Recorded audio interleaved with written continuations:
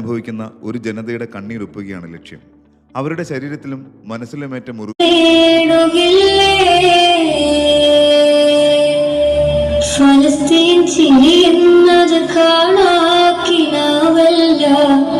അറബിപ്പൻ വിളയുന്ന കാലം വരുന്നുണ്ട്. തഖ്വ കൊണ്ട് നേടിടുമേ ഫാസിസ കരയുമെന്ന്. ഗസാതരോവിലെ ചോര കണ്ടേ ഞാനും എഴുതട്ടൊരു കണ്ണീർ കാവ്യം.